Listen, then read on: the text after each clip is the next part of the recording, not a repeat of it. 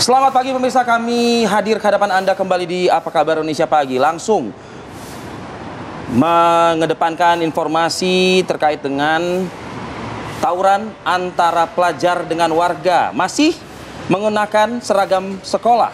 Puluhan pelajar dari salah satu sekolah kejuruan di Jakarta Pusat menggelar konvoi sepeda motor di Jalan Otista Raya, Jatinegara, Jakarta Timur. Beberapa dari mereka bahkan mengacungkan senjata tajam sambil mengeraskan suara sepeda motor seraya menantang warga.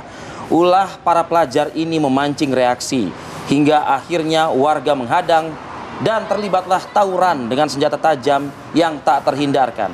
Hal ini membuat para pelajar kabur berlarian dan ada yang bersembunyi di beberapa lokasi yang ada di sekitar jalan tersebut.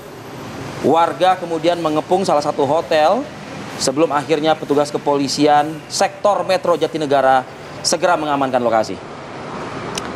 Iya, kemudian ditemukan di dalam kamar hotel. Ini ada 16 pelajar yang bersembunyi, sementara pelajar yang terluka sudah dibawa ke klinik. Dan dari peristiwa ini, polisi menyita sejumlah senjata tajam dan 16 pelajar yang diamankan ini kini masih menjalani pemeriksaan.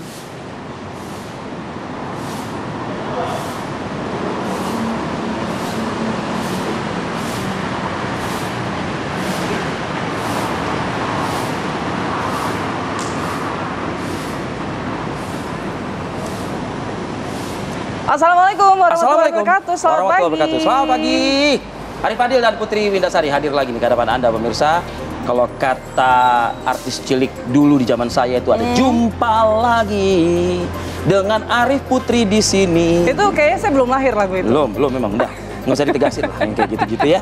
Oke, ayo adik-adik, sekarang saatnya kita mengenyam pendidikan dengan baik dan benar. Betul. Ya. Yang dibawa tuh pulpen, pensil 2B, buku ya, segala macam tuh dibawa. Bukan senjata tajam, gas-gas motor di jalanan, nggak ada gunanya. Mikirin masa depan mau jadi apa. Dan anak-anak itu kok udah bisa bawa motor, kan belum 17 sebenarnya ya. Itu dia, ya kan. Tapi tadi informasi pembuka untuk mengingatkan kita, orang tua pun juga perlu menjaga atau mengawasi anaknya. Pihak sekolah pun juga memberikan ekstrakurikuler lah gitu ya. Biar menyalurkan energi yang berlebih dari siswa-siswa tersebut ke arah yang lebih positif begitu. Nah, seperti biasa di awal kebersamaan kita hadirkan dulu rangkaian informasi pembuka ya Put ya. Nah, kalau tadi aksi tawuran. Nah, ini ya bagi Anda yang akan meninggalkan tempat tinggal, pastikan semua kondisi aman ya. Diduga akibat tabung gas bocor saat digunakan sebuah rumah kontrakan di Jati Kramat, Kota Bekasi, Jawa Barat terbakar pemirsa. Seorang ibu muda 21 tahun tewas, berikut dengan balita perempuannya yang masih berusia 2 tahun dari peristiwa kebakaran yang terjadi ini. Ya, kebakaran diketahui berawal dari area dapur rumah kontrakan tersebut. Suami korban mengatakan sebelum meninggalkan rumah untuk bekerja, ia melihat ayahnya sedang memasak air, sementara istri dan anaknya sedang berada di kamar belakang. Nah, menurut tetangga korban juga saat terjadi kebakaran sempat terdengar bunyi ledakan berkali-kali dari rumah yang terbakar. Diduga ledakan tersebut berasal dari tabung gas. Dan saat ini polisi masih melakukan penyelidikan terkait penyebab pasti kebakaran tersebut. Sementara jasad kedua korban dibawa ke RSUD Kota Bekasi. Sementara ayah dari suami korban masih mendapat perawatan di Rumah Sakit Mitra Keluarga Jati Asih karena mengalami luka bakar.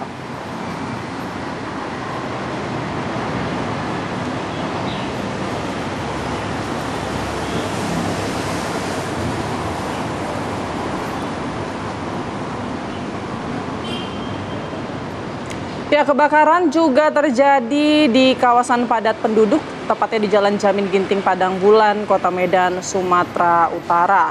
Kebakaran diduga karena kompor meledak saat tengah digunakan memasak mie instan. Dalam peristiwa kebakaran yang sempat menghebohkan warga, dikerahkan 5 unit mobil pemadam kebakaran untuk melokalisir dan menjinakkan api. Dari keterangan salah seorang saksi, yaitu warga, titik api terlihat dari salah satu kamar kontrakan yang saat itu penghuninya diketahui sedang memasak mie instan dari dalam kamar. Diduga kompor yang digunakan meledak dan mengakibatkan kamar terbakar. Warga sekitar yang melihat api di dalam kamar kemudian berteriak memancing perhatian masyarakat lainnya dan berusaha mengevakuasi korban beserta dengan penghuni kontrakan lainnya. Tapi api semakin membesar pemirsa dan membuat korban kemudian terjebak di dalam kamarnya. Kebakaran menghanguskan 2 unit rumah dan juga 2 orang yang merupakan anak dan bapak ini tewas menjadi korban dalam peristiwa tersebut.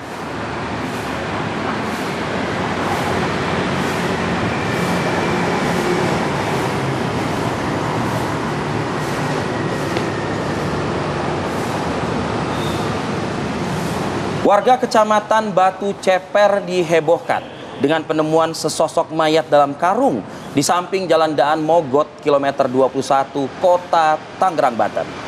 Sesosok mayat berjenis kelamin laki-laki tanpa identitas ditemukan tergeletak dalam karung di Kecamatan Batu Ceper, Kota Tangerang, pemirsa. Awalnya mayat dalam karung ditemukan oleh salah seorang warga dan kemudian melaporkan kecurigaan yang ditemukannya itu kepada pihak kepolisian. Dan saat dilakukan pemeriksaan, mayat ditemukan tanpa identitas dengan terdapat sejumlah luka di bagian tubuhnya. Nah, temuan ini kemudian oleh pihak kepolisian segera dilakukan penyelidikan dengan membawa jasad korban ke Rumah Sakit Umum Kabupaten Tangerang. Ya, diketahui bahwa korban ini berusia 30 tahun dengan dugaan sementara merupakan korban pembunuhan. Pembunuhan ya, karena ada luka tadi ya? Betul, dan sudah melakukan uji otopsi juga ya untuk kepentingan pemeriksaan lebih lanjut.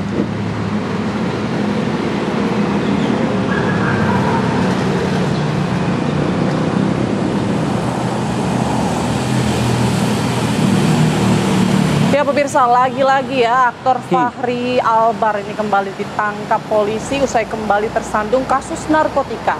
Nah, Fachri ditangkap seorang diri di rumahnya di wilayah Jakarta Selatan beserta sejumlah barang bukti narkoba. Ya, Fachri Albar ini ditangkap Satres Narkoba Polres Metro Jakarta Barat dan sudah dibenarkan juga oleh Kasat Narkoba Polres Jakarta Barat Kompol Fernal Armando Sambo terkait penangkapannya. Fachri adalah aktor yang biasa membintangi film layar lebar dan juga sinetron. Hingga saat ini Fachri masih menjalani pemeriksaan penyidik terkait kepemilikan barang haram tersebut. Sedikit mereview ya, pada tahun 2018 Fachri Albar juga pernah berurusan dengan pihak kepolisian yang sama, Satres Narkoba Polres ya Jakarta Selatan terkait penyalahgunaan narkotika jenis sabu. Atas kasus tersebut, Fachri juga sempat menjalani 7 bulan masa rehabilitasi. Kok nggak kapok-kapok ya? Sudah berulang kali direhabilitasi. Kan nggak enak sebetulnya direhabilitasi. Saya bukan pakar, Put, tapi kalau kata orang-orang mengatakan lingkungan yang harus dirubah berarti, Put, katanya, Put. Oke. Gitu. Kalau lingkungannya masih sama, ya udah. Lingkaran setannya di situ-situ aja, Put, gitu, Put. Sama keinginan dari dalam diri juga ya. Oke, pemirsa. Kita berlanjut ke berita berikut. Ada satu mobil minibus terbalik, pemirsa, setelah mengalami tabrakan beruntun dengan 2 mobil lainnya di kawasan Jalan Wijaya Kusuma, Surabaya, Jawa Timur. Kita lihat ya, seperti inilah kondisi mobil minibus yang dikendarai oleh warga bernama Tony Handoko yang terbalik setelah mengalami tabrakan beruntun. Mobil terguling ya, ini sempat juga menabrak mobil lainnya yang sebelumnya juga diketahui mengalami pecah ban dan kemudian terguling ya hingga menabrak kendaraan lain juga yang berada di depan posisi kendaraan tersebut.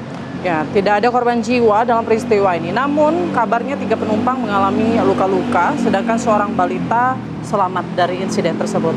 Sementara pemirsa, tim penyelamat dari Dinas Kebakaran Kota Surabaya ini langsung mendatangi lokasi ya untuk melakukan proses evakuasi dan juga baik itu kendaraan maupun seluruh korban dan dievakuasi ke Rumah Sakit Suwandi Surabaya untuk mendapatkan perawatan medis.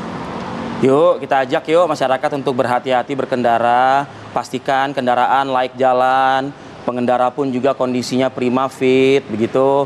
Karena apa? Kalau sudah di jalan raya, antara kita menjadi korban atau orang lain yang menjadi korban kalau misalnya kita tidak berhati-hati.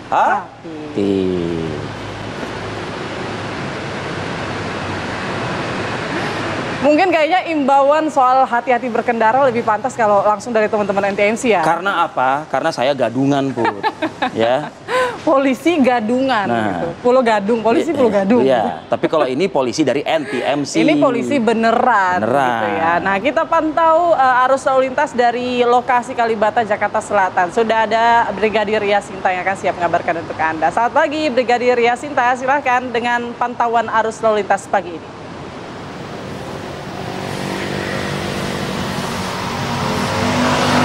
Ya baik, terima kasih rekan Arif dan Putri di studio dan selamat pagi pemirsa. Kembali bersama saya Brigadir Yasinta dari NTMC Polri. Saat ini saya akan mengajak Anda untuk memantau langsung bagaimana kondisi arus lalu lintas terkini tepatnya di kawasan Kalibata, Jakarta Selatan. Bisa kita saksikan bersama saat ini di belakang saya. Pada umumnya situasi arus lalu lintas di kawasan ini sudah mulai terlihat adanya peningkatan volume kendaraan bertepatan dengan jam masuk perkantoran, khususnya dari Kalibata yang akan menuju Pancoran maupun yang akan mengarah Pasar Minggu. Hal yang sama juga terlihat dari Pancoran yang akan menuju Pasar Minggu maupun yang akan mengarah Kalibata, begitupun arah sebaliknya. Antrian kendaraan menjelang traffic light terjadi cukup panjang, sekitar 300 meter ke belakang, yang didominasi kendaraan pribadi baik roda 2 maupun roda 4, namun selepasnya kendaraan dapat melaju dengan kecepatan normal berkisar 30 hingga 40 km per jam.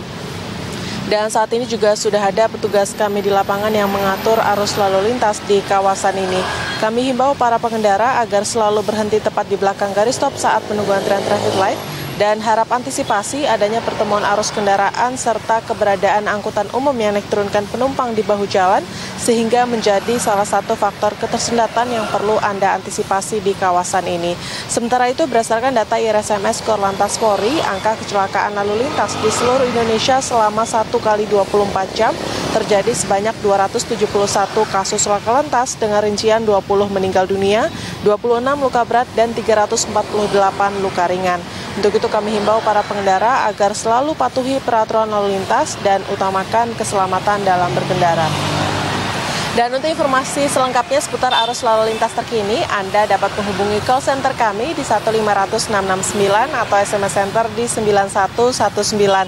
Anda juga dapat mengakses website kami di korlantas.polri.go.id. Stop pelanggaran, stop kecelakaan, keselamatan untuk kemanusiaan, dan salam presisi. Demikian Brigadir Yasinta melaporkan langsung dari kawasan Kalibata, Jakarta Selatan. Kembali ke studio, silakan Arif dan Putri. Siap, Brigadir Yasinta, 86. Siapa gini dong? Oh iya, siap. Ya, Brigadir Yasinta. Menuju TKP. Udahlah, udah bener-bener dah kita dengerin aja Brigadir Yasinta, rekan-rekan NTMC Polri. Kalau ini polisi karena gadungan. Akpol nggak kesampean lah gitu ya mungkin. Jadi ala-ala polisi gitu maksudnya. Kayaknya mending cek kesehatan mental deh. Halunya makin kejauhan gitu kan. Nah itu dia Put. Tapi begini Put, ya sekarang itu memang banyak sekali orang mungkin bisa saja memberikan komentar ya. Seperti juga memberikan masukan kepada presiden kita atas apa ya mungkin bisa dikatakan keluh kesah mereka. Betul. Melihat keseharian jalanan rusak, infrastruktur nggak beres-beres gitu loh Put. Ini dari segala usia ya, termasuk juga anak-anak, bocah-bocah boleh saja. Termasuk salah satunya ini informasi dari bocah di Lampung pemirsa yang minta bantuan Presiden Prabowo Subianto untuk memperbaiki jalan rusak di kampungnya agar bisa berangkat sekolah lebih nyaman dan aman. Sesaat lagi kami akan hadirkan informasinya untuk Anda. Pak Prabowo, kapan ini jalan mau dibangun? Jalan di Kampung Pasir Jaya, Kecamatan Gente Teladas, Kabupaten Tulang Bawang, jalannya ajur umur. Nih, yang dinyatakan sekarang di Sambulan nih, mobil terpuruk, Pak. Ya itulah tadi, seorang bocah sekolah dasar di Lampung yang minta bantuan Presiden Prabowo Subianto untuk memperbaiki jalan rusak di kampungnya. Videonya ini viral pemirsa di media sosial. Ia setiap hari berangkat ke sekolah harus melintas jalan yang becek dan berlumpur yang kita saksikan tadi. Dan akses jalan rusak ini sepanjang 4 km. Sudah rusak berlangsung sejak 15 tahun terakhir, namun hingga kini tidak juga diperbaiki. Jalan rusak ini tepatnya ada di Kampung Pasiran Jaya, Kecamatan Dente Teladas, Kabupaten Tulang Bawang. Dan video rekaman Acil meminta bantuan Presiden Prabowo pun viral di media sosial. Ya, dan Acil pun kemudian berjoget-joget karena kesulitan masyarakat gitu ya. Ya, yang paling gampang adalah ya udah menghibur diri dengan joget udah gitu. Itu tuh lihat berenang. Iya kan? Ayo Pak Presiden, dikerahkan pembantu-pembantunya, ya kan? Menteri PU-nya, Menko infrastrukturnya, ya kan? Ternyata Acil ini nggak cuma sekali bikin video. Ini kayaknya video lain. Betul. Ya, ada 3 video nih yang sudah tayang. Pakai baju sekolah, berenang di lumpur sama yang baju putih. Artinya sudah berulang kali sebetulnya permintaan untuk memperbaiki jalan, namun tidak ada kepekaan ya dari pemerintah daerah setempat. Semoga dengan informasi ini segera ditindaklanjuti. 15 tahun bukanlah waktu yang sebentar, ya. Oke, itu informasi dari Lampung. Sementara itu agenda Presiden sendiri diketahui ini menerima Wakil Perdana Menteri Malaysia Datuk Seri Ahmad Zahid di Istana Kepresidenan Jakarta. Jadi diketahui Wakil PM Malaysia ini tiba di Istana pada pukul 15.40 waktu Indonesia Barat dan disambut langsung oleh Presiden Prabowo Subianto. Kemudian dilanjutkan dengan pertemuan tertutup di mana Presiden Prabowo Subianto didampingi oleh Mensesnek Prasetyo Hadi dan Seskap Letkol TNI Teddy Indrawijaya. Usai pertemuan, Presiden Prabowo menyampaikan bahwa Wakil Perdana Menteri Malaysia merupakan kawan lama. Selama pertemuan, banyak hal yang dibicarakan diantaranya mengenai tarif impor Donald Trump serta isu Gaza Palestina.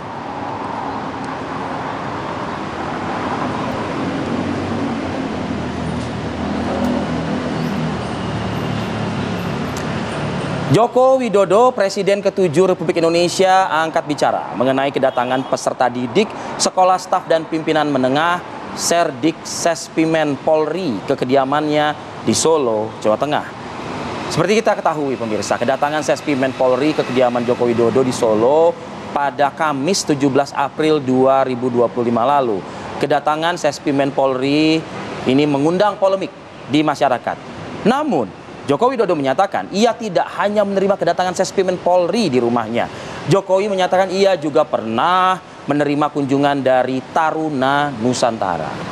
Ya, kedatangan Sespimen Polri ke Solo ini adalah bertukar pikiran, salah satunya mengenai kepemimpinan. Tapi kan memang sudah dibuka ya untuk jadi objek wisata ya. Semua warga kan kemarin beda ya. Tapi kali ini jadi sorotan.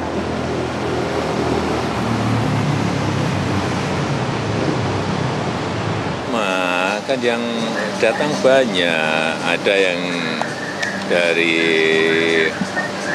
Taruna Nusantara, ada yang juga pernah dari Angkatan Laut, Taruna Angkatan Laut, kemarin yang dari kepolisian ada dari Sespim, datang menanyakan mengenai yang berkaitan dengan leadership, ada yang berkaitan dengan ya urusan-urusan sebetulnya nanti ke depan akan seperti apa. Saya sampaikan yang saya tahu, yang saya nggak tahu nggak mungkin nggak saya sampaikan. Pemirsa, Ketua Umum Kamar Dagang dan Industri Kadin Anindya Novian Bakri menjadi pembicara dalam HSBC Summit 2025 dan mengungkapkan pandangannya untuk mendorong pertumbuhan Indonesia melalui perdagangan, investasi, dan strategi ekonomi. Anindya hadir dengan sejumlah pegiat ekonomi lainnya seperti perwakilan dari Dewan Ekonomi Nasional, Arif Ansori, Anika Faisal perwakilan Apindo, dan Riyatno deputi dari BKPM.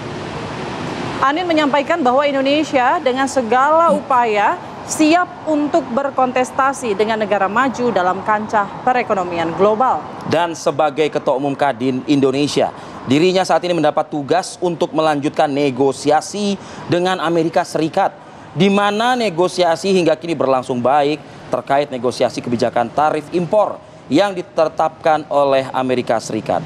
Di sisi lain, Anin memaparkan salah satu langkah yang diupayakan Kadin Indonesia untuk terus bertahan dalam agenda fokus mengembangkan ekonomi domestik dalam negeri.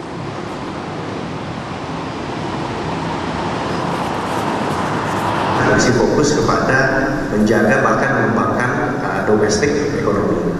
Yang kedua ialah kita mesti juga mengembangkan makan-makan alternatif. Kebetulan kami di Kadin banyak ikut pada lawatan pemerintah dan Pak Presiden, misalnya terakhir ke Turki dan Qatar dan sebelumnya ke India, lalu juga Brasil. Nah, di semua itu sudah terlihat tanda-tanda bahwa Indonesia mencoba untuk balancing kita punya fokus untuk trends. Jadi Indonesia itu juga berpikir sedikit banyak tanpa berbicara kayak Trump untuk memikirkan mana yang kita istilahnya masih defisit. Kita datang untuk mencari membuka market tersebut sekali besar. Jadi Turki misalnya itu besar sekali untuk nanti palm oil kita pergi ke sana.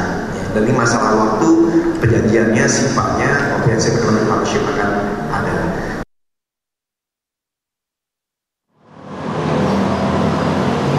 Pemirsa, ada seorang wanita di kota Kendari, Sulawesi Tenggara ini melakukan penganiayaan hingga tega ya, membanting bayi 6 bulan.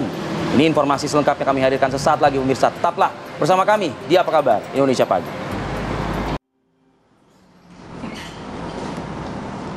Anda kembali di Apa Kabar Indonesia Pagi pemirsa. Sepasang suami istri ditemukan bersimbah darah di kamar kos-kosan perumahan Gria Anugrah, Kelurahan Malajeh, Bangkalan, Jawa Timur. Diketahui sang suami ditemukan tewas di lokasi kejadian, sedangkan istrinya kritis dengan luka bacok di sekujur tubuhnya. Diduga pasangan suami istri menjadi korban penganiayaan yang dilakukan orang tidak dikenal. Jadi maksud kami peristiwa tragis ini berawal dari sejumlah orang yang datang mengendarai mobil dan langsung mendobrak paksa kamar kos korban yang terkunci. Sempat terjadi cekcok mulut sebelum para pelaku melakukan penyerangan terhadap korban. Warga pun mengaku tidak mengetahui secara pasti penyebab tragedi ini ya, yang berujung kepada pembunuhan. Untuk sementara jasad kedua korban ini masih berada di RSUD setempat. Sementara terkait dengan insiden penyerangan dengan senjata tajam ini masih terus didalami oleh pihak kepolisian.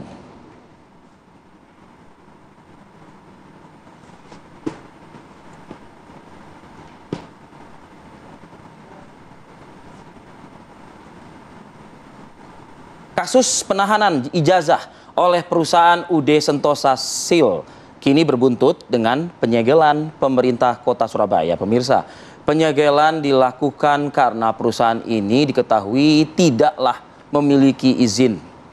Jadi aparat gabungan pemerintah Kota Surabaya dan Polres Pelabuhan Tanjung Perak ini melakukan penutupan terhadap perusahaan UD Sentosa Steel di Kompleks Pergudangan Surimulyo, Margomulyo, Surabaya. Langkah ini diambil karena perusahaan tidak memiliki nomor induk berusaha atau NIB dan tanda daftar gudang atau TDG. Proses penyegelan dipimpin langsung oleh Wali Kota Surabaya Eri Cahyadi. Ya, penyegelan perusahaan yang telah beroperasi selama lebih dari 10 tahun ini tidak lepas dari kasus dugaan penahanan ijazah mantan 30 karyawan yang dilakukan oleh pengusaha Jan Huadiana.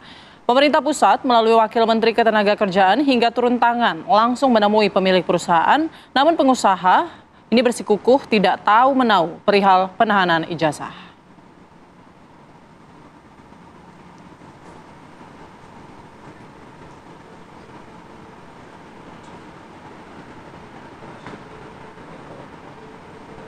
Kita ke informasi lain pemirsa, jumlah pasien korban pelecehan oknum dokter di Garut, Jawa Barat terus bertambah.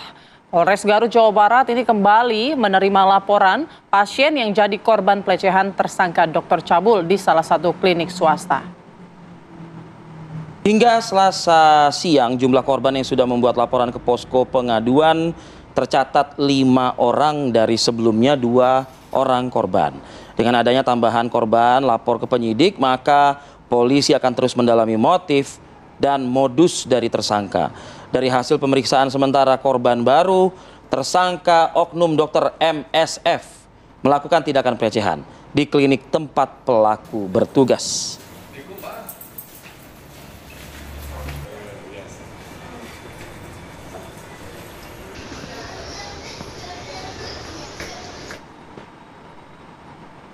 Seorang wanita di kota Kendari, Sulawesi Tenggara melakukan penganiayaan hingga tega membanting bayi 6 bulan. Dari hasil pemeriksaan polisi, pelaku diketahui positif mengkonsumsi narkoba. Video viral yang kita saksikan ini tidaklah untuk ditiru. Sekali lagi kita harus mengecam tindakan yang dilakukan oleh seorang wanita yang begitu tega menganiaya bayi 6 bulan, pemirsa. Tampak penganiayaan dilakukan cukup keji oleh pelaku yang diketahui berlokasi di Kecamatan Hua-Hua, Kota Kendari. Pelaku ini dalam keterangannya yang didapat dari kepolisian mengaku kesal kepada ibunya karena tak pernah mengirim uang untuk biaya hidup sang bayi semenjak ditinggal pergi merantau. Dari hasil pemeriksaan polisi, wanita yang berusia 25 tahun ini ternyata masih dalam pengaruh narkoba lantaran hasil tes urinnya positif menggunakan obat dan sabu.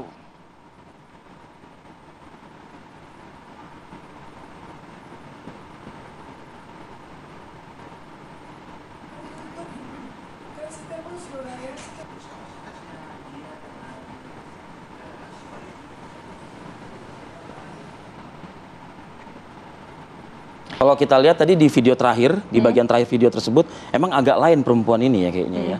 Kayak ngefly gitu ya? Iya, kayak udah di depan penyidik pun juga nggak ada rasa kayak menyesal atas tindakan. Kayak masih pede banget itu menceritakan begini. Mungkin pengaruh itu tadi ya. Pengaruhnya masih ada, belum hilang. Nah itu nanti kita pastikan lagi ya. Tanyakan langsung kepada Ditreskrimum Polda Sultra. Ada Kompol Indra Asrianto Kasubdit 4 Renakta Ditreskrimum Polda Sultra. Selamat pagi. Pak Indra. Pak Indra. Selamat pagi Mbak Arif, Mbak Putri dengan Mas Arif. Selamat pagi. Ya, awal mula kasus ini terungkap bagaimana Pak? Itu ada video. Videonya ini apakah diunggah sama pelaku atau seperti apa? Baik, berawal dari informasi dari ibu korban sebenarnya. Dari ibu korban setelah pasca dikirim video oleh diduga pelaku ataupun saat ini pelaku. Kemudian ibu korban meminta bantuan kepada salah satu keluarga untuk mengamankan yang bersangkutan, sehingga perwakilan daripada ibu korban yang ada di Kendari, kemudian bersama-sama dengan petugas mengamankan yang bersangkutan, sebagaimana video yang sudah ditayangkan saat ini. Pada saat yang bersangkutan diamankan, ada perlawanan. Kemudian yang bersangkutan diamankan yang pertama kali yaitu di Polresta Kendari. Polresta Kendari yang kemudian ditangani oleh unit PPA Satreskrim Polresta Kendari. Baik. Oke.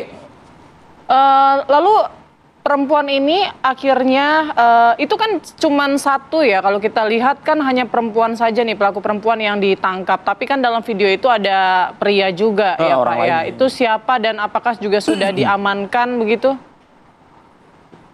Baik, yang bersangkutan saat ini perlu kami sampaikan bahwa penanganannya sudah ditangani oleh Polda Sultra, diambil alih penanganannya. Kemudian yang bersangkutan telah dilakukan pemeriksaan secara intensif. Jadi diperoleh fakta hukum bahwa kejadiannya itu hari Senin sekitar pukul 17 waktu Indonesia Tengah, tanggal 21 April. Untuk kemudian telah terjadi perselisihan melalui komunikasi via handphone, di mana komunikasi antara ibu korban dan pelaku pada saat sesaat sesudah terjadinya perselisihan, yang bersangkutan datang atau masuk ke dalam kamar kos yang di mana di dalam kamar kos ini tinggal juga yaitu adik daripada pelaku, di mana adik pelaku ini sedang melakukan pengasuhan terhadap anak tersebut. Jadi tidak turut serta, Mas, tidak turut serta, melainkan bahwa adik pelaku ini mengasuh anak ataupun korban. Kemudian karena rasa amarah dan kesal, yang bersangkutan pelaku mendokumentasikan atau memvideokan dengan cara mengambil anak tersebut dari adik pelaku, kemudian membanting, dan alhamdulillah kebetulan di dalam kamar kos tersebut pada saat dibanting ataupun mohon maaf dilakukan penganiayaan itu di atas tempat tidur di dalam kamar kos tersebut. Bagaimana kondisi bayi 6 bulan ini pasca penganiayaan yang dilakukan oleh pelaku? Pasca penganiayaan saat ini korban secara kasat mata terlihat aktif, Mas. Artinya korban dapat melakukan aktivitas seperti biasa dan saat ini dijaga ataupun dirawat oleh nenek korban.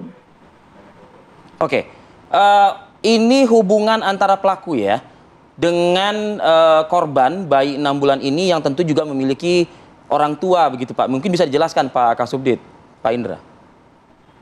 Baik, diperoleh fakta hukum bahwa dari hasil pemeriksaan hubungan antara ibu korban dengan pelaku ini antara keponakan dan tante.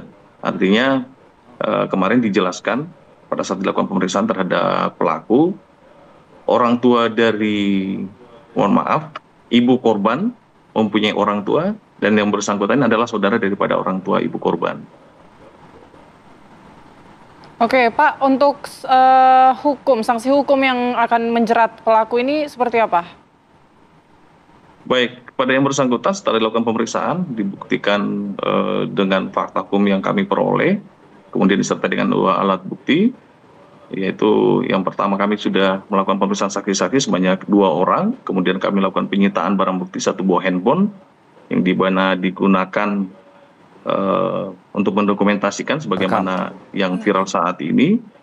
Dengan 2 alat bukti tersebut kami terapkan pasal 80, kemudian contoh pasal 76 huruf C, Undang-Undang 35 tahun 2014 tentang perlindungan anak dengan ancaman 3 tahun 6 bulan.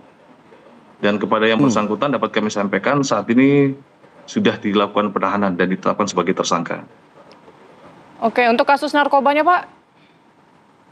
Baik, untuk kasus narkobanya sendiri, pada saat penanganan awal memang yang bersangkutan dilakukan cek urin dan itu positif amfetamin atau lebih dikenal dengan sabu, sehingga saat ini telah dikembangkan oleh penyidik narkoba untuk proses lebih lanjut. Sudah lama mengkonsumsi narkoba pelaku ini? Kalau dilihat dari hasil tes urinnya itu sangat terlihat jelas dengan 2 garis positif yang tandanya positif bahwa yang bersangkutan, dan ini adanya persesuaian dengan hasil keterangan korban, ada ulangi dengan pelaku bahwa beberapa hari sebelumnya memang sudah mengkonsumsi narkoba. Oke. Nah, sedikit Pak, mohon maaf saya mengulas kembali. Jadi posisi ibu korban ini tidaklah satu wilayah ya Pak dengan pelaku ini Pak, sehingga akhirnya dititipkanlah anak ini. Nah, untuk keseharian selama ini terkait dengan biaya untuk menangani, menghandle sang anak ya, korban ini seperti apa Pak? Baik, dari hasil pemeriksaan terhadap pelaku bahwa selama kurun waktu 6 bulan terhadap anak ataupun korban ini diasuh oleh pelaku dengan biaya yang dikeluarkan oleh pelaku, sehingga memang ini yang salah satu poin penting pada saat komunikasi antara pelaku dan ibu korban, yang dimana ibu korban saat ini posisinya di luar dari kota Kendari sedang merantau untuk bekerja, dan sampai dengan saat terakhir komunikasi menurut informasi yang kami peroleh bahwa biaya pengasuhan itu dikeluarkan oleh pelaku, sehingga ini yang menjadi permasalahan sebenarnya. Jadi pelaku meminta biaya kepada ibu korban untuk membantu dalam hal pengasuhan anak.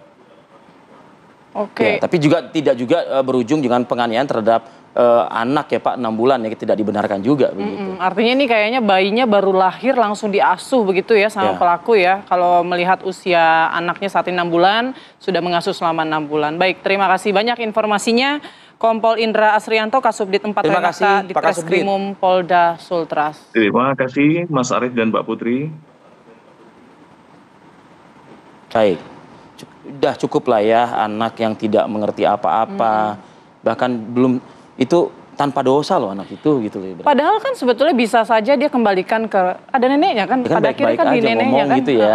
Tapi ya itu jahatnya atau setannya narkoba tuh di situ Putri. Jadi jauhi narkoba. Iya. Dekati anak kita. Jangan ditinggal juga lama-lama. Iya. Apalagi ini baru lahir. Iya. Memang nggak ada ini ya, eksklusif 2 tahun itu tuh. Eksklusif ASI. Iya betul ada. Nah, sebenarnya. Cuman kan caranya orang beda wilayah. Kita tidak mengetahui ya permasalahan ekonomi dari sang ibu sehingga habis melahirkan kemudian ia harus bekerja keluar kota. Tapi yang pasti kita tidak membenarkan ya aksi keji yang dilakukan oleh perempuan ini. Kalau nggak suka kembalikan, ada neneknya, ada saudaranya.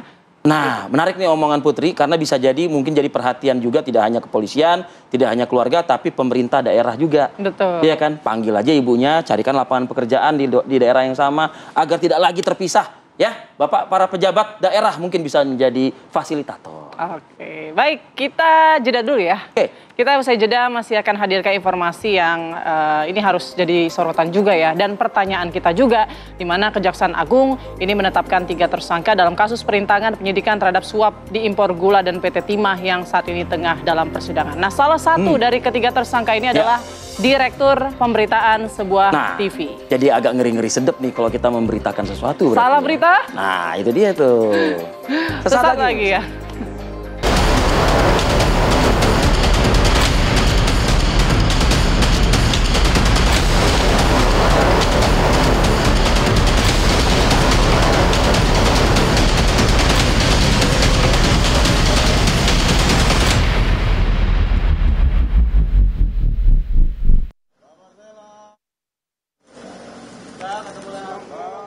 Kejaksaan Agung yang tengah mengembangkan kasus dugaan suap terhadap hakim di Pengadilan Negeri Wilayah Jakarta menemukan fakta baru dan kasus lainnya. Kejaksaan Agung yang telah menetapkan seorang pengacara berinisial MS kemudian menemukan adanya upaya perintangan penyidikan yang melibatkan seorang dosen yang juga advokat berinisial JS serta TB, Direktur Pemberitaan sebuah media massa. Ketiganya ditetapkan sebagai tersangka usai Kejagung melakukan pemeriksaan karena diduga berupaya membuat pemberitaan negatif terhadap Kejagung dalam kasus PT Timah dan kasus impor gula dengan terdakwa Tom Lembong. Biaya Rp478.500.000 yang dibayarkan oleh tersangka MS dan tersangka JS kepada TB yang dilakukan dengan cara-cara sebagai berikut. Tersangka MS dan tersangka JS mengorder tersangka TB untuk membuat berita-berita negatif dan konten-konten negatif yang menyudutkan kejaksaan terkait dengan penanganan perkara akuo, baik ketika di penyidikan, penuntutan maupun di persidangan, dan tersangka TB mempublikasikannya di media sosial, media online, dan Cek TV News sehingga kejaksaan dinilai negatif dan telah merugikan hak-hak para tersangka atau terdakwa yang ditangani oleh tersangka MS dan tersangka JS selaku penasihat hukum tersangka atau terdakwa. Namun Kepala Pusat Penerangan Hukum Kejaksaan Agung Harli Siregar menegaskan penetapan tersangka terhadap TB tidak berkaitan dengan institusi tempatnya bekerja. Perbuatan yang dilakukan oleh TB adalah merupakan perbuatan personal, ya, yang tadi sudah disampaikan oleh Pak Direktur Penyidikan bersama-sama dengan JS dan MS. Itu yang harus kita pahami bersama. Kejaksaan Agung kini menahan tersangka JS serta TB di Rutan Salemba, sementara tersangka MS telah ditahan dalam kasus lainnya, yakni kasus suap vonis ekspor minyak sawit mentah CPO. Dari Jakarta, tim TV One mengabarkan.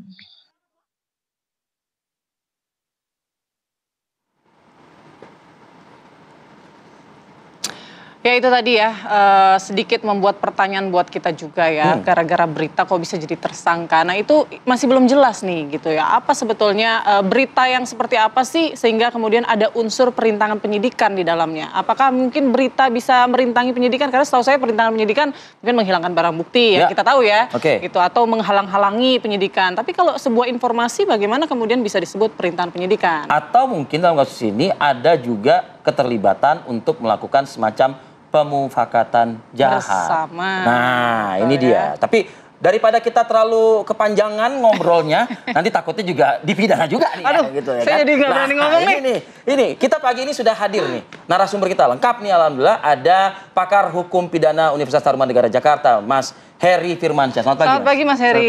Sehat Mas. Bantu kami untuk mencerahkan juga ya pemirsa pada pagi hari ini. Nah, bertabayun juga nih Mas Heri. Karena yang bersangkutan ini juga sudah bertemu dengan Jaksa Agung Republik Indonesia, Mas Toto Suryanto, selaku anggota Dewan Pers Republik Indonesia. Selamat pagi. Assalamualaikum. Mas Toto. Waalaikumsalam. Wah, sama Putri ini dari pagi saya monitor ya. Mohon maaf ini nggak bisa di studio. Waduh, kalau Dewan Pers memonitor kita siap salah aja dulu deh kalau gitu. Ya supaya nggak jadi tersangka nanti. Mas. Waduh, jadi takut nih Mas. Mas Toto, tapi kita penasaran nih. Mas Toto kan udah ketemu dengan Kejaksaan Agung ya Mas Toto. Mungkin boleh dibagi sedikit Mas Toto. Duduk perkaranya itu sebetulnya seperti apa sih Mas Toto? Iya, jadi saya sapa Mas Heri ya. Selamat pagi Mas Heri. Jadi gini Putri sama Arifi ya. Kemarin itu kita memang terkaget ketika ada konversi pers malam itu dini hari kalau tidak salah. Yang kemudian isunya adalah melibatkan seorang wartawan ya, kebetulan yang bersangkutan jadi salah satu pimpinan di salah satu TV ya, media. Nah isinya kira-kira itu yang mencengangkan adalah seperti yang tertulis tuh tadi di judul juga, kok gara-gara berita jadi tersangka. Tapi ketika saya tanyakan itu kepada Pak Jaksa Agung, dan kebetulan kemarin kita bertemu itu Dewan Pers bertiga, Bu Ketua, Bu Nini, lalu Pak Sabto dan saya, di Pak Jaksa Agung, Pak Sanitiar Burhanuddin, didampingi oleh Pak Harli. Jadi ini persoalan permufakatan jahat. Permufakatan jahat yang disoal itu. Jadi yang dijelaskan sebagaimana dalam konversi pers juga bahwa yang bersangkutan ini masuk dalam kelompok atau beberapa orang yang sedang berupaya agar kewajiban perusahaan tempat mereka bekerja atau yang mereka tangani itu terbebas dari kewajiban membayar kalau tidak salah. Karena ini ada korelasi dengan kasus onslah ya. Onslah itu kasus yang nanti mungkin Pak Seri bisa juga menjelaskan. Kasus onslah ini jadi salah tetapi tidak punya kewajiban untuk melakukan ganti rugi dan sebagainya. Yang kemudian berbuntut juga berurusan dengan kasus yang terjadi yaitu penetapan tersangka terhadap Ketua Pengadilan Negeri Jakarta Selatan ya, dan beberapa anggota kalau salah ada panitera dan juga hakim yang lain. Nah, di mana soalnya untuk yang TB ini? TB ini memang karena dia wartawan, tentu teman-teman masyarakat pers bertanya, apa bisa kalau seorang wartawan itu dipidana gara-gara dia membuat berita atau dia menyoal atau mengkritisi sebuah katakanlah kasus atau apa kemudian dipidana. Nah, kalau menyangkut ini kita bicara sebagai wartawan ini, pers itu diatur secara tersendiri ya di dalam Undang-Undang Nomor 40 tahun 1999 yang itu bersifat lex specialis dan menyebutkan bahwa persoalan pemberitaan itu tidak bisa diadili, tidak bisa dibawa ke pengadilan. Tetapi sebagaimana amanat undang-undang yang juga kita ikuti dengan beberapa MOU, baik itu dengan kepolisian, kemudian kejaksaan, kemudian beberapa lembaga lain, bahwa setiap sengketa pemberitaan pers itu diselesaikan di Dewan Pers. Nah, dalam konteks TB ini di mana soalnya? Memang panjang ya. Kalau kita lihat dari dalam penjelasan yang disampaikan baik itu Pak Jampitsus, Pak Abdul Qohar, maupun dikuatkan kembali di dalam konferensi pers kemarin pas Pak Jaksa Agung, ya Pak Kapus Penkum menjelaskan bahwa yang bersangkutan katanya catatannya adalah sebagai pribadi, bukan orang yang berkorelasi langsung dalam kasus ini dengan tempat dia bekerja. Yang kedua, bahwa yang bersangkutan ini masuk dalam tindakan yang obstruction of justice, perintangan, penghalangan, atau bahkan kalau dalam kalimat yang disampaikan dalam konferensi pers itu adalah membuat keadaan menyudutkan Kejaksaan Agung yang sedang menangani sebuah kasus besar yang ini merugikan negara, yang ini juga merugikan masyarakat.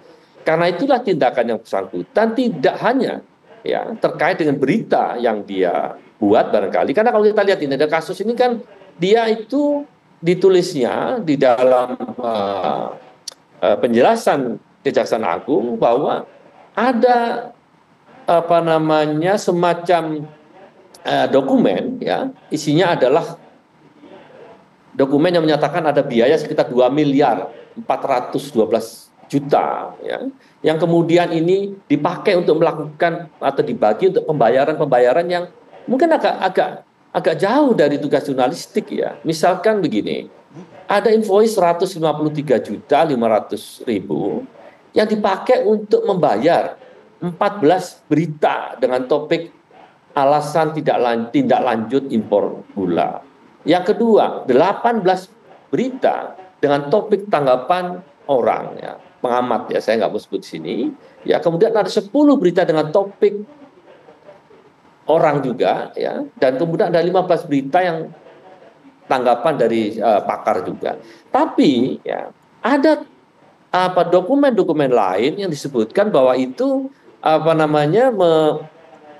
berurusan dengan hal yang sifatnya itu konten ya. Konten itu misalkan membuat merekap tayangan atau konten di TikTok ya, kemudian di Instagram dan YouTube terkait hal-hal yang sifatnya memang mungkin kami sedang teliti nih, apakah ini konten berita, artinya berita yang tayang di sebuah media itu kemudian kita share kembali di media sosial tempat atau yang related dengan media itu ataukah apa? Ini kita lagi telusuri ya. Semalam kita sedang berupaya untuk cek materi ini apakah memang berita atau bukan.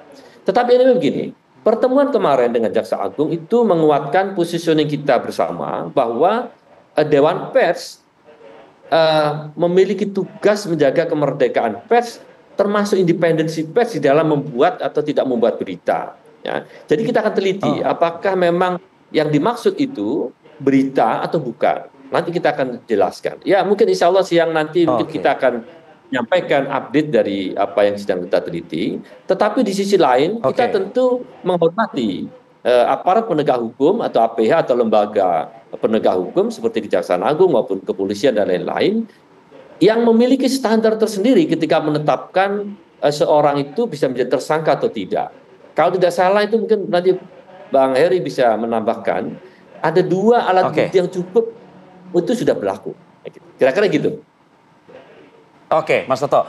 Mas Heri sih masih ada di studio kita, belum berangkat dan meninggalkan studio ya Mas. Karena tadi ada 18 berita tanggapan pakar. Nah harapannya pakar yang hari ini memang benar-benar sahih begitu ya Mas Toto ya. Mas Toto, jadi kalau saya boleh mungkin konklusikan ya Mas Toto. Jadi ini tindakan yang dilakukan oleh tersangka TB ini adalah tindakan pemufakatan jahat yang melakukan sporadis gitu ya. Baik itu pemberitaan di media mainstream yang dituduhkan. Yang dipersangkakan begitu ya Mas? Dituduhkan kepada yang bersangka, ya. Oke, sporadis artinya baik itu mainstream maupun media sosial juga. Dan yang mencengangkan begini, Vi, bahwa ada pembayaran yang katanya untuk membayar orang-orang yang berdemo di Kejaksaan Agung, mendemo Kejaksaan Agung, dan itu kemudian itu memang katanya ini sesuai dokumen yang kita punya itu adalah di-set oleh yang bersangkutan sehingga ada jerat lain gitu selain masalah berita, tapi juga tadi itu termasuk yang saya memang sedang telusuri itu apa betul misalkan dia mengumpulkan orang kemudian mendemo, membayar, menyiapkan sebuah konten negatif untuk menyerang personel di Kejaksaan Agung yang sedang menangani kasus itu. Misalkan begini nih, ada pejabat di Pitsus misalkan, ya, itu disebut misalkan memiliki harta, memiliki apa yang kemudian bisa jadi akan bisa menimbulkan orang menyangka bahwa orang ini kaya raya ya, dari mana duitnya, kira-kira begitu kemarin itu. Framing, menggiring, begitu ya? Ya, framing lah, seperti itu. Iya.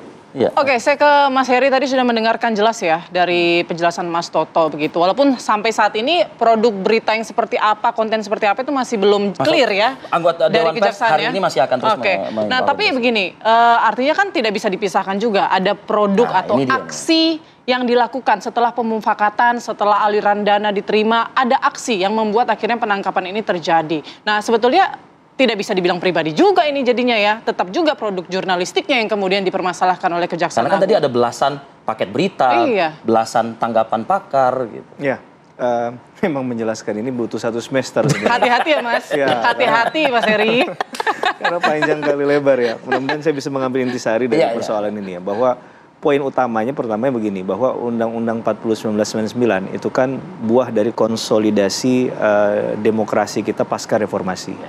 Dan peran pers di situ adalah untuk memberikan informasi dan juga menegakkan prinsip demokrasi yang ada. Ada 5 fungsi pers di situ yang mungkin kaitannya yang akan lebih menarik kita bahas nanti adalah sebagai fungsi lembaga kontrol sosial, ya kan? Kemudian dia memberikan informasi dan juga sebenarnya adalah edukasi di sana. Ada pendidikan yang diberikan. Ada yang mengatakan media itu watchdog kan gitu ya? Watchdog, betul. Nah, persoalannya kalau menurut saya dari peran fungsi tadi saja dulu masuknya. Apakah kemudian mau produk, mau apapun yang disampaikan tadi itu adalah kaitan dengan 3 hal tadi atau 5 peran dari fungsi kode etik jurnalistik yang ada atau tidak di luar dari konteks itu. Celakanya dalam kasus ini kan dikenakan pasal 55 KUHP juga, saya tidak salah ya, penyertaan. Jadi bicara tentang penyertaan dan permufakatan jahat tadi berarti kan ada kesepakatan yang pelakunya lebih dari 1 orang untuk melakukan satu tindak pidana. Nah, sempurnanya kejahatan tadi diduga kan ada aliran dana yang diberikan oleh 2 orang advokat ya. Ya, 2 orang advokat tadi yang memberikan sebenarnya mengorkestrasi lah kita katakan tindak pidananya. Nah, kemudian untuk lengkapnya, untuk sempurnanya, voltoidnya perbuatan pidana ini, maka dikaitkan dengan pihak yang lain, dikaitkan tadi dengan narasi yang kita nggak tahu bukti yang dimiliki oleh kejaksaan apa sejauh ini ya. Apakah memang ada transfer uang, bahkan ada penyadapan yang dilakukan. Jadi ketika mereka menyusun skenario tadi itu sebenarnya sudah diketahui. Karena kalau kita lihat yang dituduhkan terhadap perkara ini bukan satu saja. Ada perkara Tom Lembong, ada perkara timah kalau saya tidak salah ya. Bahkan ada satu lagi. Ada impor. Ya, CPO itu kan. Jadi ada 3 hal. Jadi kalau kita tarik ini sebagai satu narasi permufakatan jahat, bisa masuk dia. Karena tadi lebih dari 1 tindak pidana. Masalahnya apakah produk tadi yang kita sampaikan, apakah produk substansi dari perkara ini ada kaitan langsungnya antara posisi dia tadi dalam konteks tadi melakukan tindak pidana. Tapi sesungguhnya kan perbuatan dari pidana penjelasannya Mas Toto tadi berdasarkan tabayun dengan Jaksa Agung kemarin secara personal katanya. Nah, pribadi ya. Betul. Ini yang harus kita luruskan juga bahwa ketika ada 1 orang yang melakukan kejahatan, dia tidak kemudian mengatasnamakan satu instansi. Berarti kan tidak bisa mengatakan bahwa... Tapi kalau bahwa produknya itu disiarkan di frekuensi publik, ya. Nah, itu gimana tuh? Masalahnya begini, sebenarnya ketika kita bicara tentang produk tadi kan pengawasan dan lain sebagainya kan kadang diterjemahkan dalam satu narasi instansi eksternal saja. Nah, apakah itu kemudian sudah diuji kebenarannya? Karena kan data yang diberikan satu harus akurat misalnya. Yang kedua harus ada cover both side. Cover both side. Nah, jadi dalam konteks tadi apakah itu sudah dilakukan atau tidak? Walaupun kalau saya lebih menyaringnya begini, yang kita bicarakan kan sebenarnya bukan masalah di konteks persnya saja, tapi dalam konteks ini adalah obstruction of justice-nya, menghalang-halangi atau mencegah proses perintangan penyidikan tadi. Dengan membuat opini. Ya, di KUHP di pasal 221, 231, 233 itu kan lebih umumnya bicara tentang menghalangi proses penyidikan ataupun kemudian menghancurkan barang bukti. Di buku yang lain tentang obstruction of justice ada bicara tentang lying, aiding a suspect, famous obstruction, dan juga tampering with the evidence. Dalam konteks ini berarti ada upaya untuk menghilangkan bukti atau alat bukti tadi. Nah, apakah kejahatan-kejahatan ini masuk ke sana? Kalau di 2 advokat tadi mungkin kemungkinan besar Kejaksaan Agung udah punya materi yang ini ya, karena mereka punya konflik of interest langsung terhadap perkara tersebut. Di beberapa perkara mungkin ada keterlibatan di sana, menangani perkara secara langsung. Tapi dalam konteks ada pihak ketiga yang kemudian menginisiasi adanya satu informasi, ini kan harus dilihat informasi ini ada pesanan by order atau tidak. Nah, kalau dia memang ternyata memegang prinsip independensi, seharusnya tidak dipidana. Karena prinsipnya dan dia berikan ruang cover both side dalam produk itu. Betul, dalam putusan Mahkamah Agung nomor 1608 tahun 2005 kalau saya nggak salah mengatakan begini, pemidanaan terhadap insan pers, terhadap pers itu sebenarnya bentuk penguatan atau malah pelemahan kebebasan pers itu sendiri. Nah, kalau seandainya dibaca sebagai pelemahan, maka harusnya bukan pemidanaan yang diajukan, tapi ada hukum atau non hukum lain yang bisa digunakan sebagai alat untuk katakanlah memberikan punishment tadi gitu ya ke Dewan Pers. Karena itu ada jalinan di Dewan Pers tadi kan untuk mengatakan apakah ini memang produk kode yang sesuai dengan kode etik jurnalistik atau tidak. Nah, itu sehingga tadi disebut oleh Mas Toto ini sebagai asas leg spesialis tadi kan. Rohat lagi general, berarti dia lebih menyampingkan hal-hal yang bersifat umum seperti di KUHP. Mereka punya aturan main sendiri. Nah, masalahnya kalau kita bicara secara kesalahan individu, ya tadi ini yang harus kita tegaskan, itu tidak ada kaitannya dengan persnya tadi. Produk jurnalistiknya juga nggak ada. Ya, produk jurnalistiknya tadi yang akan jadi perdebatan adalah ketika ada satu narasi, apakah narasi ini dilawan dengan narasi juga atau kemudian dilawan dengan pemidanaan. Nah, ini kan yang penting untuk kita batasi. Kemudian apakah kebebasan mengeluarkan pendapat, menyampaikan pendapat di muka umum itu hak yang absolut atau malah dibatasi. Nah, kalau ada pembatasan seperti apa yang dilakukan? Karena ini kan case by case kita bicaranya begitu. Kita sebetulnya apresiasi ke Dewan Pers juga ya. Kenapa harus apresiasi Dewan Pers? Karena Dewan Pers yang jemput bola ke sebuah lembaga yang ya mungkin respon awalnya buat kami ini, kita semua masyarakat juga mengusik-usik kebebasan pers tersebut begitu. Seharusnya kalau misalnya gamang Kejaksaan Agungnya datang dulu dong seharusnya ke Dewan Pers konsultasi. Ini ada loh nih seseorang oknum misalnya begini. Tapi kita apresiasi Dewan Pers yang mau jemput bola ke Kejaksaan Agung. Mas Toto, nanti kita coba akan lanjutkan ya Mas Toto di dialog kita usai jeda pada hora berikut dulu Mas Toto. Kami akan kembali. Ya, Anda kembali di Apa Kabar Indonesia Pagi, mungkin langsung ke Mas Toto. Mas Toto, kalau misalnya ini masih jadi pertanyaan yang mungkin kita juga belum bisa menerima jawaban Kejaksaan Agung ya, karena memang belum detail juga ya mereka menyampaikan sebetulnya apakah ini produk berita atau enggak. Tapi kalau dari pandangan Mas Toto sendiri, apakah langkah yang dilakukan Kejaksaan Agung sudah pasti tidak benar ya? Harusnya bukan tidak benar, harusnya mereka konsultasi dulu kalau memang ini terkait produk jurnalistik. Tapi apakah tidak ada rekomendasi lain gitu Mas dari Dewan Pers untuk menyelesaikan kasus pada saat bertemu dengan Jaksa Agung? Iya, khususnya untuk salah satu wartawan yang saat ini jadi tersangka begitu. Ya, yang pertama begini, bahwa kalau Kejaksaan Agung tidak tidak melakukan konfirmasi atau berkoordinasi dulu dengan Dewan Pers sebelum konfirmasi penetapan tersangka itu, bisa juga diartikan bahwa mungkin Kejaksaan Agung punya bukti-bukti yang lebih kuat dibanding kalau hanya terkait dengan berita. Itu mungkin bisa satu pandangan ya. Tapi mari kita cermati begini, bahwa ketika kami mencoba untuk melakukan jemput bola tadi istilahnya, memang sebagai bagian dari untuk melakukan upaya menjaga kemerdekaan pers, kemerdekaan wartawan di dalam rangka melaksanakan tugas jurnalistik yang tadi disebut kalau media itu ya punya fungsi informasi, pendidikan, sosial dan hiburan. Maka ini bagian yang ketiga itu barangkali bisa jadi menjadi dasar bagi yang bersangkutan melakukan kegiatan yang sekarang dipersoalkan. Tetapi kalau kita lihat ya sedikit saya tercengang terus sampai sekarang itu masih bingung. Ini ada permufakatan jahat ya yang dituliskan di situ dengan cara mengorder. Nah, bayangin, mengorder berita. Berita itu tidak bisa diorder. Ya, berita itu harus independen. Tidak ada wartawan itu membuat berita atau tidak membuat berita karena perintah seseorang, karena pemberian sesuatu. Itu tidak boleh. Karena itu independensi itu salah satu fungsi utama dari yang kita tuliskan di dalam kode etik jurnalistik. Di situ ada dituliskan permufakatan antara MS, JS dan TB ini adalah bermuara pada membayar 478.500.000. Untuk apa itu? Ya, yang pertama nih agak lucu memang. Kami Dewan Pers sedang menelusuri apakah kebenarannya. Nanti mungkin kita juga ingin mengupayakan selain meneliti berita-berita itu juga mungkin bisa jadi kita akan kalau diperbolehkan bisa ketemu sama yang bersangkutan. Misalkan begini, di order membuat berita yang negatif tentang kejaksaan.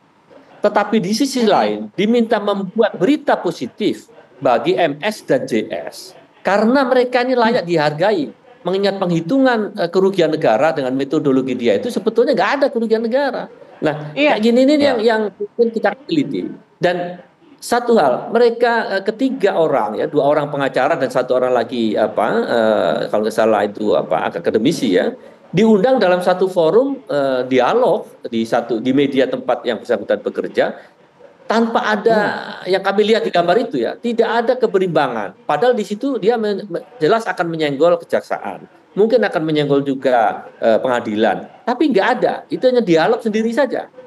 Nah, ini juga nanti akan kami teliti karena jelas tidak cover both side ya, Mas. Pembuatan produk berita itu ada standarnya.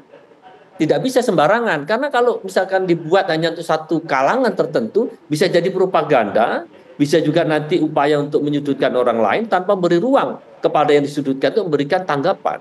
Ini kan jelas tidak bisa. Tapi lagi-lagi ini kita akan teliti dulu. Mudah-mudahan nanti siang kita rencana akan menyampaikan kalau penelitian selesai akan menyampaikan perkembangan update kasus ini setelah kita ketemu kejaksaan kemarin di Dewan Pers siang nanti. Mudah-mudahan di situ lebih tergambar lagi bahwa sebetulnya ada beberapa kondisi seperti apa yang kemudian bisa kita jelaskan kepada masyarakat supaya tidak resah nih. Masyarakat pers ini kan resah nih, tapi saya sampaikan yang penting bagi pers itu adalah sikap profesional. Profesional itu artinya dia menggunakan skillnya hebat itu untuk membuat produk berita dengan tahapan-tahapan yang karena dia memahami aturan. Di situ profesional. Jadi nggak ada perlu ketakutan kita melakukan kontrol sosial sepanjang lakukan dengan cara-cara profesional dengan tetap menjunjung tinggi kode etik jurnalistik. Saya kira clear di situ. Bahwa kalau kemudian ada soal-soal lain yang sifatnya pribadi, memang Dewan Pers tidak bisa menengahi. Tetapi semua sengketa pers itu muaranya ada di Dewan Pers. Dan sesuai dengan MOU, sepakat kita untuk menyelesaikan itu, dan hal-hal lain yang sifatnya pribadi, ya itu tentu tanggung jawab yang bersangkutan tanpa bisa dan dilindungi oleh Undang-Undang Pers maupun Dewan Pers sebagai pelaksana mandat kemerdekaan pers itu. Baik, saya ke Mas Heri lagi kalau gitu. Sebagai pribadi berarti tidak ada sangkutnya dengan Dewan Pers kan begitu. Tapi produk itu ditayangkan di sebuah lembaga penyiaran yang memang itu frekuensi milik publik kan begitu kan, Yeah. kan. Nah, pertanyaannya kemudian ini akankah menjadi semacam kayak pembelaan ya atas tuduhan Jaksa Agung nanti bila mana bergulir di persidangan gitu, bahwa yang bersangkutan ini adalah wartawan, jurnalis yang tidak bisa gini. Anda sudah menangkap nggak sejak awal itu nanti akan seperti itu nanti arahnya? Iya, profesi apapun mulia ya. Tapi dalam konteks ada oknum itu yang harus dipertegas oleh Kejaksaan Agung agar ini bisa cover both side juga kan. Kemudian saya agak sedikit menyesalkan narasi yang dipakai misalnya karena misalnya saya nggak tahu benar apa nggak istilah saya ini ya, tapi menyudutkan kejaksaan, pemberitaan yang negatif mungkin. Seandainya kalimat itu tidak muncul hanya satu instansi, ke satu instansi saja yang disebutkan, tapi bicara pada konteks bahwa informasi ini yang perlu mendapatkan informasi yang baik dan benar itu siapa sih? Masyarakat. Ya? Nah, ketika narasi masyarakat itu yang dikedepankan, saya rasa tidak akan sesensitif ini penerimaan masyarakat ataupun pers sendiri kan, di kalangan pers sendiri. Tapi bahasanya harus lebih humanis, bahasanya harus lebih bicara tentang keadilan bagi semua, justice for all, bukan hanya bagi kejaksaan misalnya, agar kalaupun standing kejaksaan adalah memang bermain dengan membuktikan kesalahan seseorang, itu memang nggak bisa dihapus ya, itu memang paham mereka untuk melakukan satu pekerjaan, tapi ketika menarasikan, mempublikasikan bahasanya ke publik, ini juga harus ada teknik sendiri ya, agar tadi jangan kesannya didapat adalah ini mungkin orang beranggapan ada yang saya hanya mengistilahkan baperan dan lain sebagainya. Nah, itu istilah orang ya, bukan saya. Ya. Itu yang kita tidak inginkan. Jadi ketika kejaksaan menyampaikan hal ini memang legal standingnya tepat karena ada perkara misalnya tadi ada advokat yang melakukan upaya untuk menarasikan tadi. Nah, narasi itu kan mengorder kan gitu kan. Dan memang untuk membuka kotak Pandora dari mens rea, dolus malus, niat jahat itu memang nggak mudah. Maka harus ada kesengajaan di dalam konstruksi kejahatan ini. Kesengajaan itu apakah ada pertemuan di luar yang sebenarnya tidak perlu dilakukan. Misalnya si orang tersebut datang sendiri menemui si dua orang tadi tanpa melibatkan katakanlah instansi di tempat di mana dia bekerja, walaupun dia datang sendiri tapi dia mencari gitu berarti. Betul. Nah, ini yang akan dipisahkan oleh kejaksaan mungkin tadi. Tapi ketika misalnya saya nggak membayangkan juga ini jadi dirapatkan besar begitu ya, bertemu dengan si pihak yang mau order tadi misalnya, walaupun dari bahasa Mas Toto bilang nggak ada informasi yang harus bisa diorder, itu benar-benar prinsipnya demikian. Nah, pasti yang kebalikan dari teman-teman kejaksaan kan adalah bagaimana membuktikan sebaliknya tadi, bahwa ini ada inisiator, pertemuan penawaran dan permintaan, hukum itu tercipta dan kemudian bertemu mereka, kemudian terjadilah hal ini gitu. Itu yang harus dibuktikan saya rasa oleh teman-teman kejaksaan. Mas Heri, wartawan senior Mas Toto, anggota Dewan Pers saja masih bingung tadi ya. Kita apalagi masih bingung, masih bertanya-tanya begitu ya. Ini saya bertanya dengan nada lembut ya Mas Heri.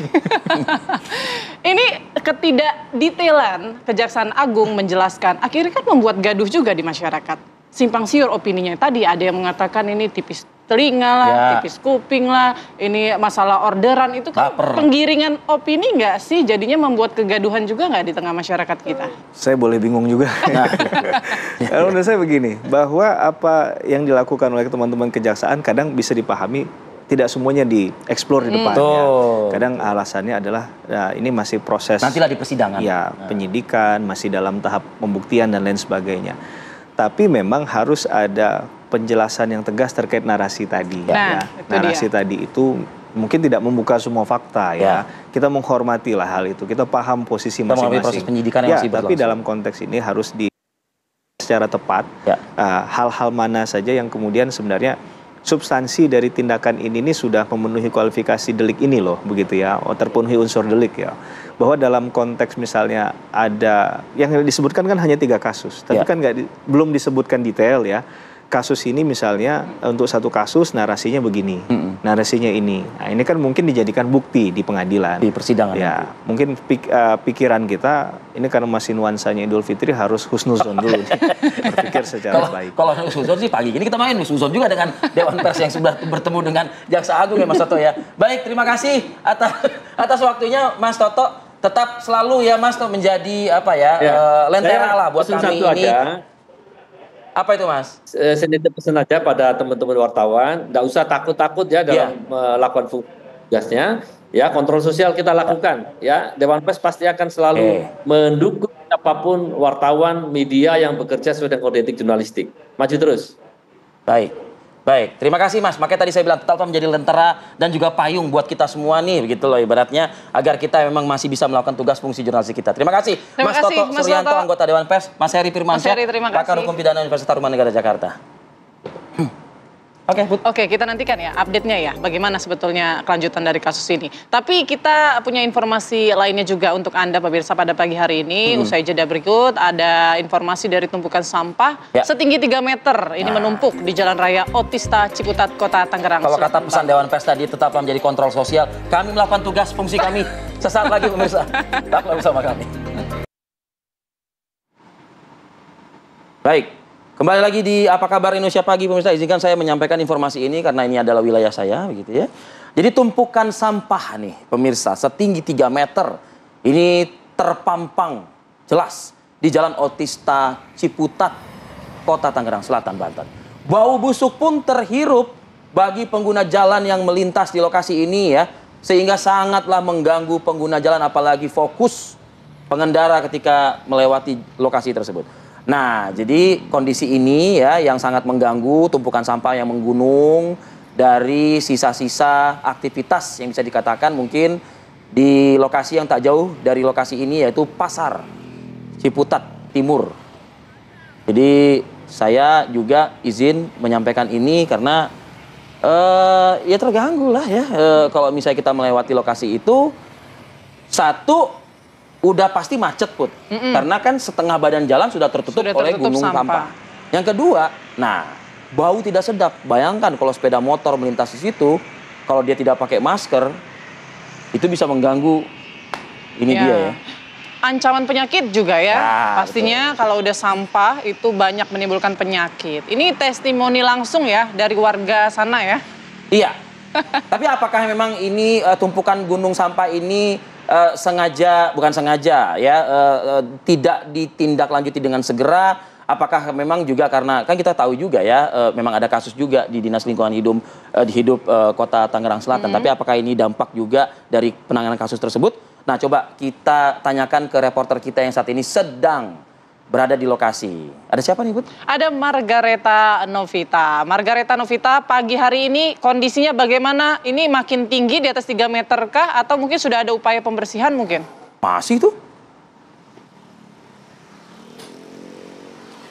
Ya Putri, Arif Fadil dan juga pemirsa, betul sekali untuk darurat sampah yang ada di Kota Tangerang Selatan. Tepatnya saya berada di depan Pasar Cimanggis Ciputan. Ini memang masih terlihat tumpukan sampah di belakang saya. Nah, saya mau ajak Anda untuk melihat lebih dekat ini pemirsa, karena info yang beredar ini ada setinggi 3 meter lebih sampah-sampah yang berada di sini, dan memang betul untuk sampah bagian dalam sana ini memang tingginya masih mencapai 2 meter lebih hingga 3 meter, dan bisa dilihat di sini pemirsa, tidak hanya sampah sayuran dari pasar seperti sayur-sayuran yang sudah dibuang di sini, tapi juga banyak sekali sampah-sampah plastik. Nah, ini ditengarai juga bukan sampah dari pasar saja pemirsa, karena info yang beredar, tadi kami juga sempat tanya-tanya kepada pedagang dan juga petugas bahwa sampah ini merupakan sampah campuran karena adanya penumpukan sampah ini juga disebabkan dari ulah para pejabat yang melakukan korupsi. Ini kemarin Kepala Dinas Lingkungan Hidup Kota Tangerang Selatan yakni Wahyu Noto Lukman ini baru saja ditangkap pada 15 April oleh Kejati Banten karena terbukti ini melakukan korupsi pengadaan dan juga pengelolaan sampah senilai 75,9 miliar pemirsa. Dan untuk motifnya sendiri memang mereka ini bekerja sama dengan suatu PT yang kemudian juga mendirikan PT baru sehingga ini bisa menutup administrasi dan juga bisa mengelola uang dan mencairkan dengan cara tersebut. Dan ini merupakan gambar yang diambil oleh juru kamera saya, Icat. Memang sampah-sampah ini masih menumpuk di sini dan informasinya sudah mulai dibersihkan. Tadi malam ada sekitar 3 hingga 4 mobil bak sampah yang sudah mengangkut sampah-sampah ini. Nah, saya mau ajak Anda untuk bertanya langsung kepada pengelola dari Pasar Cimanggis. Di sini ada Pak Mulyadi. Pak Mulyadi boleh bergabung bersama kami di sini, Bapak? Ya, Pak Mulyadi. Gimana Pak, ini sampah sudah menumpuk berapa lama ini, Pak? Ya, kurang lebih kalau penumpukan ada sekitar 1 minggu ada. Ini sudah mulai diangkut-angkut belum ya, Pak? Udah, iya. Udah dari kemarin udah dapat 3 mobilan ini. Iya, ini sampai yang tadi sore aja. Kemarin mah udah kosong. Ya. Pak Mulyadi, ini sebagai petugas dari pasar sendiri terima banyak komplain nggak ya Pak tentang bau dari sampah, kemudian juga penumpukan ini kan hampir menutupi jalan juga ya? Iya. Ya, komplainan dari pedagang sudah pasti ada. Nah, lalu kita menyikapinya untuk kawan-kawan yang lain. Sampah ini ada solusinya, itu saya dengar-dengar udah dikerjain memang pembuangannya, entah kemana saya nggak tahu karena kan bukan saya sendiri yang petugasnya, saya cuma dengar-dengar udah dikerjain ini saya sampah, jangan sampai numpuk-numpuk karena banyak komplain dari pedagang tuh. Kalau untuk kegiatan di pasarnya jadi sepi nggak ya Pak setelah ada tumpukan ini? Kalau untuk kegiatan pedagang selama ini nggak ada sepi-sepi, nggak ada, biasa aja. Tapi kalau misalnya bau mah ya ada yang ngomong. Memang mengganggu ya Pak ya? Iya. Kalau boleh tahu Pak, ini sampah dari pasar saja atau sampah dari lingkungan sekitar masyarakat juga buang ke sini nih Pak? Kebanyakan dari luar, ya. Selain dari pasar sendiri, kebanyakan dari luar, ya. Biasanya masyarakat yang buang ke sini berapa kantong plastik nih Pak kalau boleh tahu, atau sepenglihatan Bapak Mulyadi nih? Setahu saya bisa 1 kantong kresek, bisa 1 karung, gitu, 1 karung kecil. Iya, 1 karung kecil atau 2 kantong kresek, 1 kantong kresek, gitu. Lempar aja. Nah, lantas pan kalau nggak ada yang jaga, itu bisa sampai ke sono. Ibaratnya sampai ke tengah jalan, makanya di sini ada yang jaga, jadi agak ke tengah gitu. Kalau di sininya belum bakar juga dari komplek itu. Baik Pak, tapi ini pernah terjadi juga dulunya Pak, atau baru kali ini saja nih? Baru ini aja. Kemarin 1 minggu ke belakang ya, itu belum pernah karena istilahnya aktif ya. setiap hari diambil 2 gerobak, 1 mobil, 2 mobil. Ya, Pak, terakhir Pak, harapan Bapak nih mengenai pengelolaan sampah di daerah Tangerang Selatan sendiri gimana Pak? Ya harapan saya ya normal, walaupun memang ini tempat sampah setiap hari terangkut, jadi nggak ada penumpukan seperti sekarang ini. Ya harapan saya gitu, sehingga menimbulkan kenyamanan buat pengunjung, kenyamanan buat yang dagang, kenyamanan buat semua mualah. Tuh, iya.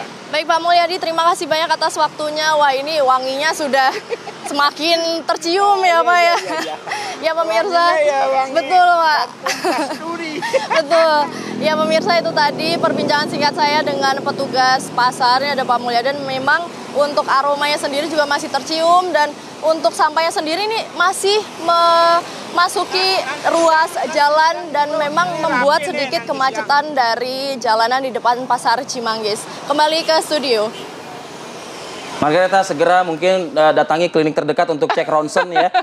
Margareta ini nggak pakai masker loh di cek lokasi. Cek ya paru-parunya gitu. Iya. Takutnya ada infeksi paru. Dan semoga Pak Mulyadi selalu sehat, diberikan kekuatan ya oleh Allah Subhanahu Wa Taala. Pak Mul, Ciputat Pride, Pak Mul. Ciputat Pride. Tapi ini perlu jadi evaluasi. Ini perlu jadi perhatian, Vi. Karena memang informasi Pak Mul tadi, ini sampah sempat bersih, tapi kemarin sore numpuk lagi sampai pagi. Berarti nggak rutin dong. Jadi banyak sampah di Tangsel kayaknya ya. Banyak sampah di Tangsel. Tapi semoga saya bukan sampah Tangsel lah mungkin. Yang penting kita jangan sadi sampah masyarakat, gitu ya. Oke, kita tinggalkan Ciputat. Saya pengen beritain Sentul gitu loh. Ada nggak sampah Sentul gitu loh maksudnya, ya kan? Ya mudah-mudahan aman, bersih, nyaman, sejuk ya, Vi. Oke lah, udahlah kita nggak usah bahas rumah lah, jadi tahu orang-orang rumah kita ya, gitu ya.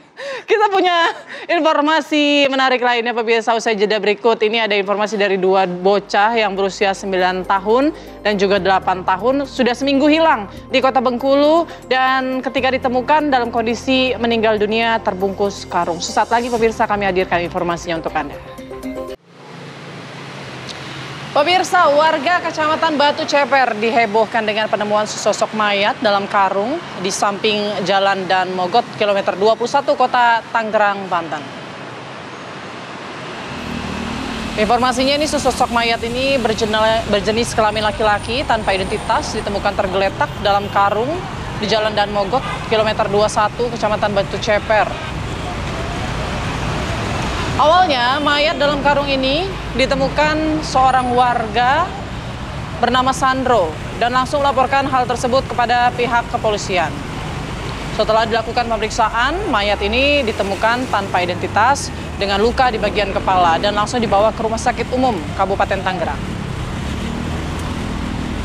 Ditemui usai memeriksa mayat di ruang jenazah Rumah Sakit Umum Kabupaten Tangerang, Kapolres Metro Tangerang Kota Komisaris Besar Polisi Zain Dwi Nugroho menuturkan mayat tersebut diperkirakan usianya 30 tahun. Dengan dugaan sementara memang adalah korban pembunuhan.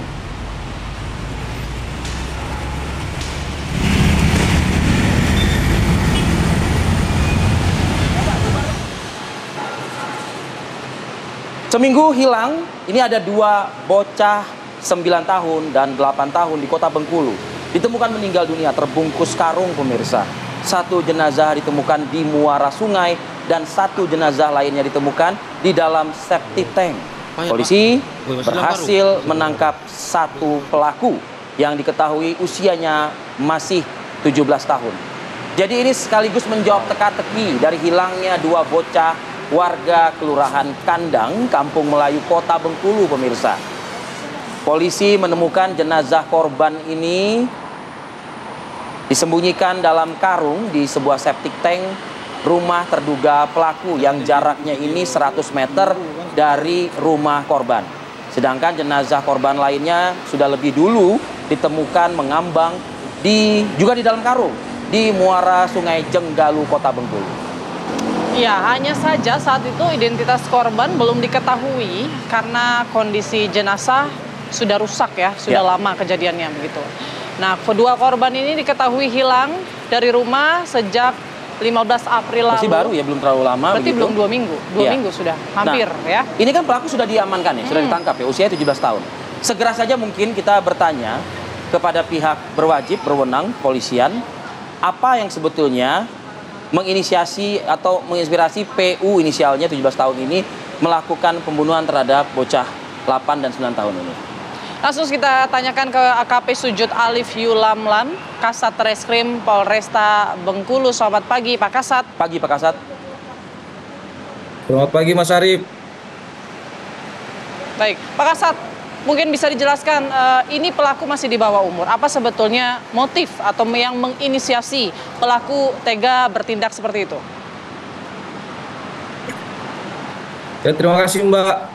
Kami jelaskan bahwa pelaku ini masih berusia 17 tahun dan masih bersekolah kelas 2 SMK.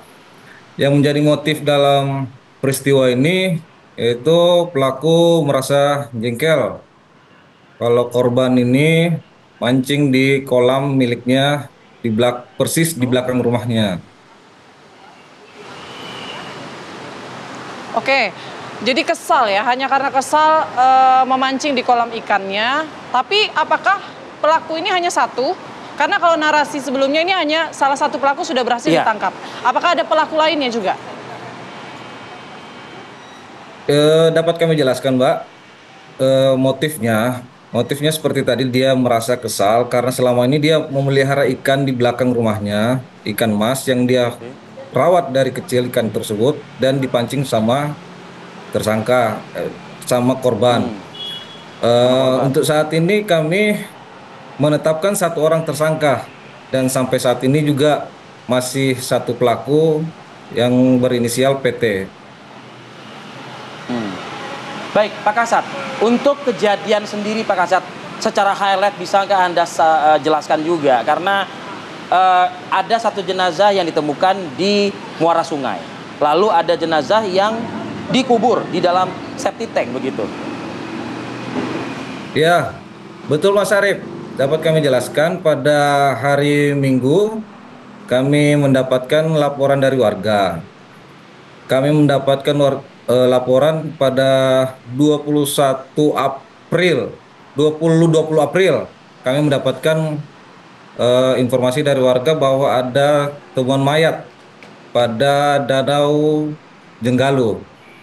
Berangkat dari hal tersebut kami melaksanakan penyelidikan dan melaksanakan full bucket serta pengumpulan dari barang bukti yang kita laksanakan pada saat olah TKP, dan kita mendapatkan 1 petunjuk bahwa mengarah kepada pelaku. Jadi pelaku ini kita laksanakan penangkapan pada hari Selasa pukul 22 dan kita melakukan penggeledahan terhadap rumah tersebut dan di sekitaran rumah dari pelaku. Ternyata 1 anak lagi kami dapatkan di septic tank yang berada di belakang sebelah kiri dari rumah pelaku. Baik Pak Alif. Gitu Mbak. Baik Pak Alif, apakah dari keterangan pelaku ini, apakah modusnya bagaimana untuk bisa bertemu dan menghabisi 2 bocah ini? Kami jelaskan Mbak, ini jadi pelaku cara menghabisi nyawa dari korban yaitu dengan cara mencekik dan menyelamkan kedua korban tersebut ke dalam kolam yang dia pancing tadi. Nah, setelah dia melakukan aksinya, dia mengambil karung dan membungkus salah satu dari korban atas nama Abiyu dan melemparkannya dan menggunakan motor dan melemparkannya ke kali di bagian Kampung Melayu, di Kecamatan Kampung Melayu. Dan karena dia panik, jadi belum sempat untuk membawa 1 anak lagi ini, jadi dia sembunyikan di septic tank dan dia menggunakan alat untuk penghilang aroma yaitu kapur barus dan juga serai. yang ditempatkan di dalam safety tank tersebut. Pak Kasat, agak menarik ya. Seorang berusia 17 tahun, tapi sudah paham dengan upaya-upaya untuk menghilangkan bukti begitu ya. Melibatkan kapur baru, selalu juga alat-alat lainnya yang saat ini tentunya sudah digenggam oleh kepolisian sebagai barang bukti begitu. Adakah keterangan dari yang bersangkutan? Apakah yang bersangkutan pun juga melakukan persiapan terlebih dahulu untuk menutupi kebusukannya begitu? Jadi dari keterangan pelaku kami menarik bahwa yang disampaikan sama pelaku, dia ini bekerja sebagai pengumpul ayam yang sudah busuk, yang bekerja sama bosnya. Dan dia sering membuang isi dalam perut ayam ini ke kali dengan menggunakan batu. Jadi dengan alasan itu bergambar dari kejadian ini. Kejadian ini secara begitu saja, secara spontan, jadi dia panik. Dan dia pernah terpikir bahwa dia pernah berpengalaman untuk membuang isi dari ayam tersebut ke kali dengan menggunakan batu sehingga dia tidak terapung. Yang kedua, dia ini kan salah satu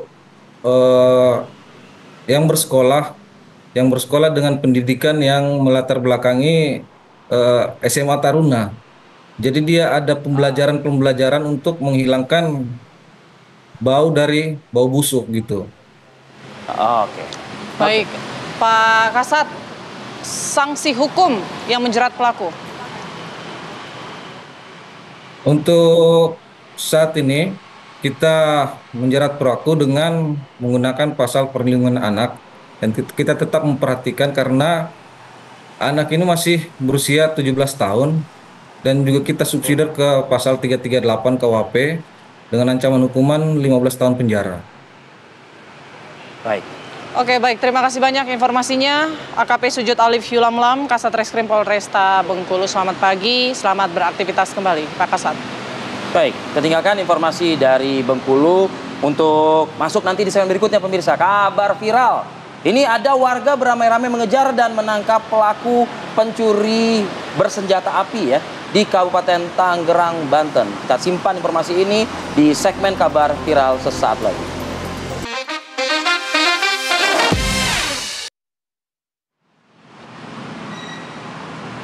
Ya pemirsa, kita hadirkan sejumlah informasi viral di segmen ini. Ada informasi dari warga yang beramai-ramai ini mengejar dan menangkap pelaku pencuri bersenjata api.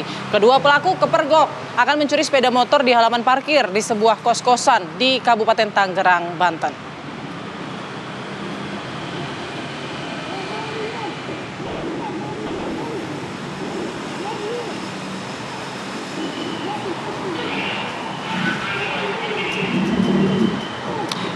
Ya, inilah kekompakan dari warga ya untuk menghadang dua pelaku pencurian begitu di lokasi perumahan mereka, tepatnya ini di sebuah kos-kosan ya.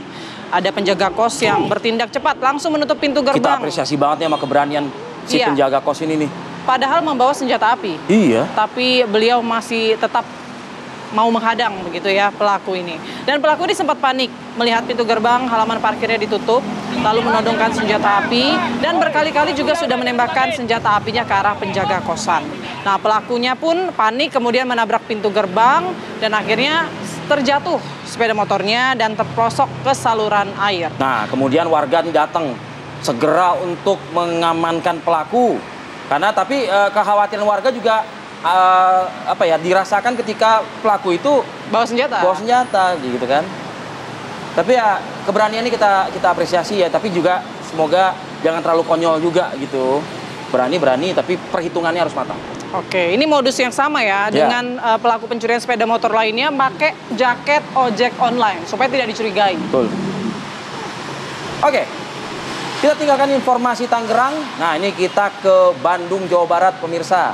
Ini ada bentrokan antar warga yang terjadi di Sukahaji, Babakan Ciparai, Kota Bandung, pemirsa. Bentrokan ini terjadi diduga terkait persoalan sengketa lahan yang memang terjadi di kawasan ini.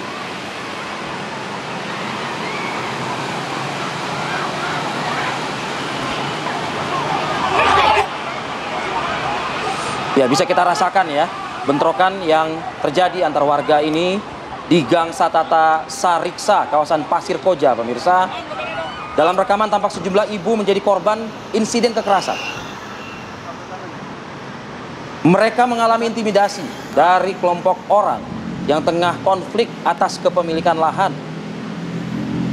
Sebelumnya, Gubernur Jawa Barat Deddy Mulyadi mendatangi lokasi yang diduga menjadi asal mula keributan. Deddy sebagai Gubernur Jawa Barat berjanji pemerintah akan memberi solusi bagi warga yang menempati lahan. Pihak pemerintah Provinsi Jawa Barat telah turun tangan atas insiden keributan yang terjadi dan mengupayakan langkah penyelesaian juga solusi jangka panjang agar ada win-win solution untuk semua pihak.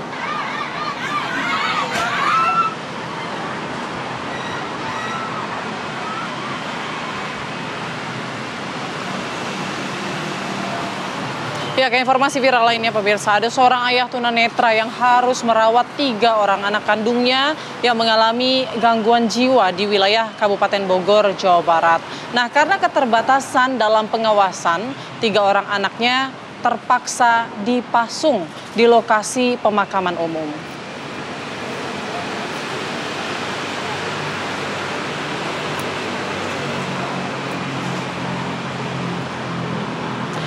Ya, dengan keterbatasan ekonomi dan penyakit yang dideritanya, 3 anaknya ini harus rela dipasung menggunakan sebuah bambu di tempat pemakaman umum yang tidak jauh dari kediamannya. Hal ini terpaksa dilakukan karena 3 anaknya ini kerap mengamuk dan merusak rumah warga. Bahkan, sang ayah ini kerap kali dipukuli oleh 3 anaknya. Sementara sang istri harus mencari nafkah sebagai asisten rumah tangga demi merawat dan mencukupi kebutuhan keluarganya. Pemerintah desa setempat ini telah membawa 3 remaja ke rumah sakit jiwa demi mengurangi beban yang dirasakan oleh keluarga. Sementara sebagai kepala rumah tangga ini juga harus mendapatkan perhatian dari warga sekitar berbekal dana desa yang dikucurkan untuk membantu keperluan kebutuhan sehari-hari.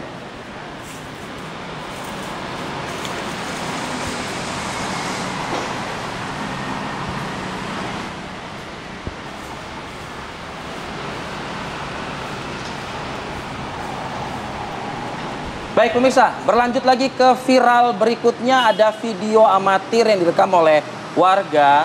Ini mengalami pembacokan hingga bersimbah darah pemirsa oleh pelaku pencurian yang disertai dengan kekerasan.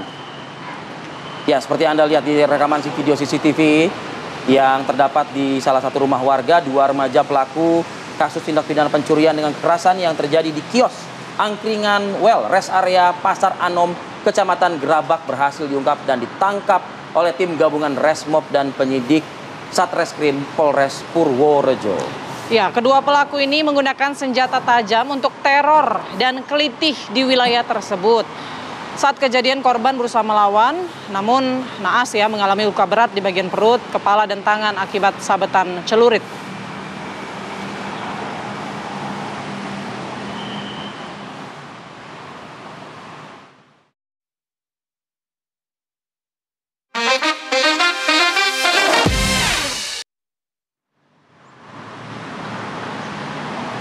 Ya, informasi viral tadi sekaligus menutup jumpa kita. Tapi jangan kemana-mana dulu ya. Ada terus apa lagi, Putri? pantengin TV One. Karena kita harus update dong informasi-informasi terkait isu-isu yang saat ini berkembang di pukul 9.30. Pastinya. Waktu Indonesia Barat di program Kabar Utama Pagi, Rivi. Oke, akhir kata mewakili seluruh kru yang bertugas hari ini, saya Arif Adil dan Putri Windasari pamit. Terima kasih. Sampai jumpa.